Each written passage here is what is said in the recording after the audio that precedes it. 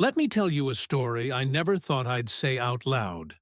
A story about power, silence, and what happens when the truth refuses to stay buried. It started on a Sunday morning that was supposed to be simple. Just me, my wife Lauren, 6 months pregnant and officially done pretending pregnancy was magical, and her grandmother Ruth. We were heading to a local cafe called Birch and Brew, the kind of place that serves overpriced lemon tarts and lets you bring your dog inside. No drama, no expectations, just lunch and baby name debates. Lauren was exhausted, leaning on me as we stood in line. "I just want a sandwich and some ice water," she muttered, rubbing her lower back. Ruth, who's 68 going on 28 and doesn't believe in sugar-free anything, chimed in with, "Add a lemon tart.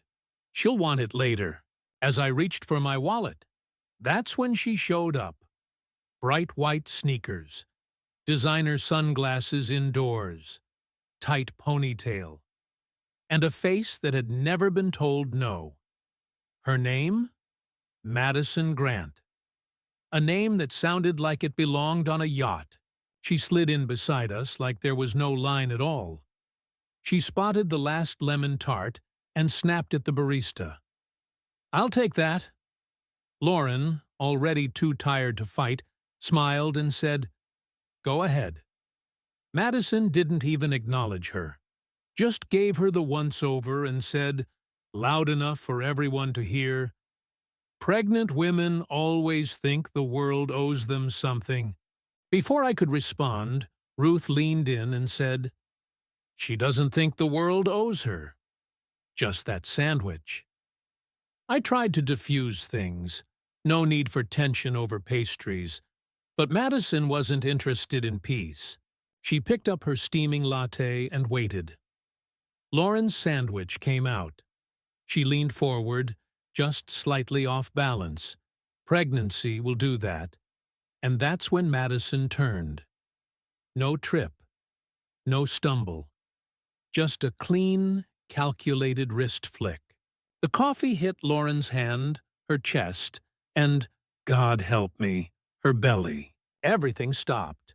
Lauren gasped. The sandwich hit the floor. People froze. One woman dropped her phone. Madison? She didn't flinch. Just tilted her cup back like nothing happened and cooed, "Oh no. Were you in the way?" I stepped between them so fast I don't remember how. "Are you serious?" I asked. Calm, controlled. She raised her eyebrows. "It was an accident. Maybe she shouldn't lean in so much." And that's when I showed her my badge.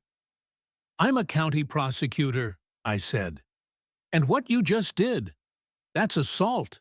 Madison looked me dead in the eye and said, "Oh no. Did I spill coffee on someone important? That should have been it." The cafe had cameras. The barista saw everything. It should have been open and shut. But Madison, she wasn't just some entitled jerk with a caffeine addiction. She was connected. Her husband, I later learned, was the president of the local HOA, the same HOA that was under investigation for embezzling community funds and pushing out residents they didn't like. Madison played the part of the supportive wife, but behind the scenes, she was running the show. The next morning, a courier showed up at my door with a civil suit. Madison was suing us for public intimidation, emotional distress, and abuse of power. Her version of events read like a Netflix courtroom thriller. She painted herself as the real victim, a concerned citizen who was attacked in public by a hormonal woman and a power-hungry DA. My office placed me on administrative leave. Madison took her story to the press, complete with tearful interviews in soft lighting. Her face was everywhere, and people believed her. Lauren couldn't sleep. She kept flinching any time she touched the red patch on her belly. Ruth started sharpening her knitting needles like weapons. I started digging. That's when I found the cracks. This wasn't Madison's first time targeting pregnant women. 2 years earlier, a woman named Vanessa filed a complaint that Madison poured red wine on her stomach at a fundraiser. The case disappeared quietly. A payout, maybe. No charges. Another woman, Sandra, said Madison shoved her in a yoga class and called her a walking excuse for sympathy. She tried to speak out, got hit with a cease and desist. Pattern after pattern, complaint after complaint, all buried. I reached out to one of the women. Her name was Melinda, former teacher, 2 kids. She agreed to meet in the back of a dusty library. She came wearing sunglasses and a hoodie, hands shaking. She told me what happened, how Madison accused her of faking her pregnancy for attention, how she poured wine on her dress, how Madison's lawyer showed up at her house that night and offered a settlement with the warning, "Take it, or your job's gone." Melinda took the deal, but she never forgot. She showed me a photo of her daughter pointing at Madison at a school event, smiling like she'd met a princess. "She thinks Madison is someone to admire," Melinda said. "I can't let her grow up thinking silence is strength." I needed more. One night, a woman named Jenna texted me, "Now." She was Madison's former assistant. She'd seen it all, kept files, emails, even recordings.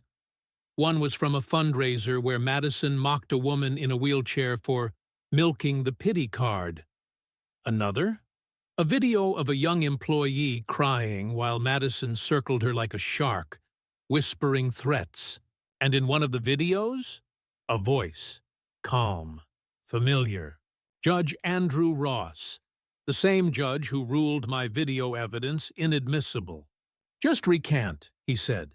"Say you misunderstood, or things get complicated." That was it. This wasn't just about Madison anymore.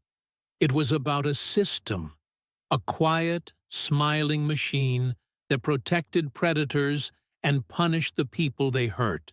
We leaked the footage. No editing, no filters, just the truth.